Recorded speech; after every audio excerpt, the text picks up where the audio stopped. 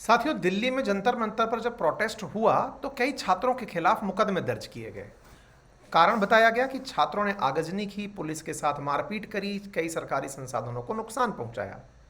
ऐसे में सीजेपी ने डिमांड सरकार के सामने रखी कि जिनके खिलाफ केस दर्ज किए गए हैं उन्हें वापस लिया जाए, क्योंकि हो सकता है कि सरकार उन लोगों को पकड़ पकड़ कर जिन्होंने सरकार को झुका दिया उनके खिलाफ केस दर्ज करे, मुकदमे वापस हों।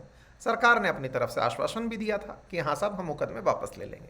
लेकिन क्या वाकई में मुकदमे वापस लिए जा सकते हैं? क्योंकि चर्चा ये है कि कई राज्यों में अभी तक मुकदमे वापस नहीं लिए हैं।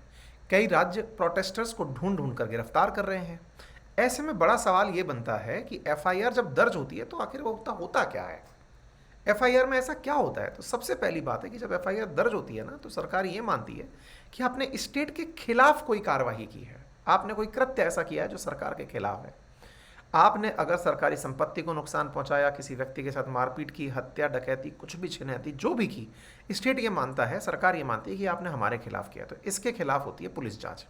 जब पुलिस जांच होती है तो पुलिस अपनी तरफ से सबूत जुटाती है। जब सबूत जुटाती है, अगर सबूत उसको पर्याप्त नहीं मिलते तो अपनी तरफ से क्लोजर रिपोर्ट दे देती है मजिस्ट्रेट को कि साहब हमारे पास सबूत नहीं मिले, हम इसकी क्लोजर रिपोर्ट दे रहे हैं। लेकिन अगर सरकार की मंशा नहीं है क्लोजर रिपोर्ट देने की, तो वो पुलिस को जांच करने के लिए आगे बढ़ा सकती है। ऐसे में जब ये सीजेपी के प्रोटेस्ट हुए हैं ना, तो क्या वाकई में उन छात्रों पर जिस पर मुकदमे दर्ज हुए हैं, सरकार की मंशा पता चलने का तरीका क्या होगा? तरीका यही होगा कि मजिस्ट्रेट के पास फाइनली जाकर क्लोजर रिपोर्ट लगे।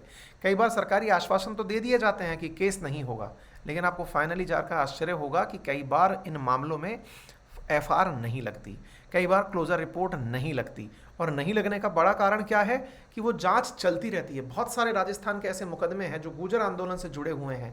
राज्य सरकार ने मामला पीछे ले लिया, लेकिन केंद्र सरकार पटरियां उखाड़ने के पीछे अभी भी गुर्जर और मीणाओं के पीछे तब से पड़ी हुई है। कहने का मतलब ये है कि एफआईआर कैसे खत्म हो, इसके लिए सबसे ज़्यादा ज़रूरी क्लोजर रिपोर्ट दाखिल होना होता है।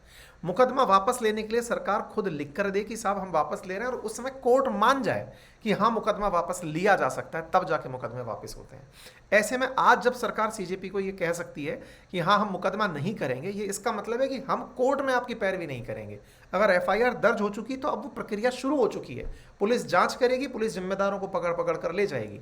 लेकिन जो सरकारी अभियोजन पक्ष जो होता है, जिसे पब्लिक प्रोसिक्यूटर कहते हैं, वो बस मामले की पैरवी ना करे, वो कह दे कि साहब हम वी रेस्ट अवर केस, तो आपके ऊपर से मामले हटाए जा सकते हैं। तो ये बड़ा पेचीदा मामला है।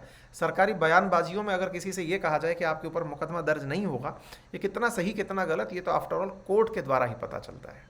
बाकी आप सजग रहिए, यही समझदारी है।